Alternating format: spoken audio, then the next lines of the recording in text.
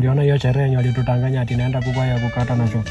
Shoka kani na hata shoka yao haikuwa na makali. Unataka kusema ilikuwa ni sherehe ya kukata ya upadirifu wa mali ya umma na ukatili. Ndio hiyo kabisa.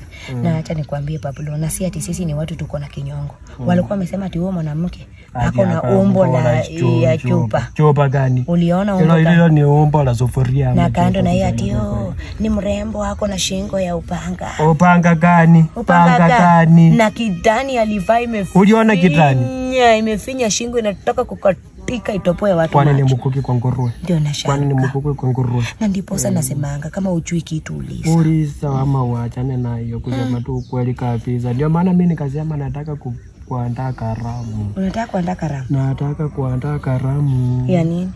Karamu tu ya kupikiwa mfano tu, yani for no reason tu karamu na kupatia mkono. Unajua kwa nini? Kupikia tu mfano. Hata ingekuwa matamanio yangu, hiyo harusi haingetendeka mwanzo. Wangekuja kwa karamu yako ili waige mfano. Ndio kwa maana hata kwa maandishi kitabu kitakatifu cha Luka mlango wa kani. Siwezi kujua. Mlango wa 3, 4. Sina habari. Hiyo wanasema maandiko inasema inasemanga aje kunde. Mimi ile maandiko najua ni tayari imeshafanyika, yakimwagika wanasema hayawezi kusoleka. Na unajua hata yakizoleka mwenda tezi na mama marejeo ni ngapi?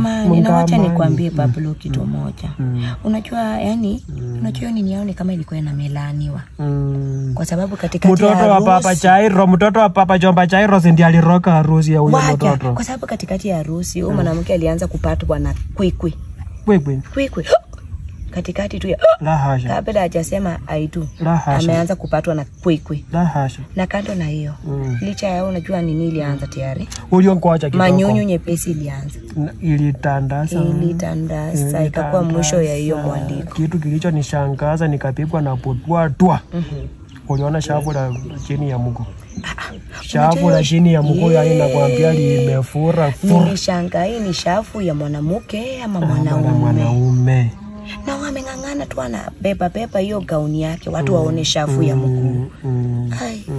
Na si ati niko na kinyongo na hiyo karamu yao lakini kumbe iko kupenda. Unajua nimekuwa nafikiria kwamba niko Solemba. Uko Solemba. Nilikuwa nafikiria niko Solemba kumbe haiko furahisha kila mwana kijiji. Mimi na wewe hapo kabisa kwa sababu hata unajua huyu anaitwaje? Hakimu.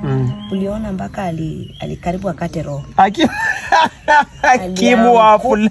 Alianguka tu chini. Hakimu wafula kwa watu wote. Imagine walikuwa anafanya nini, anafanya hivi mtoto wa shule. Alianguka chini. Tuingie kwa nini? Tuingie tupate stafutai angalau.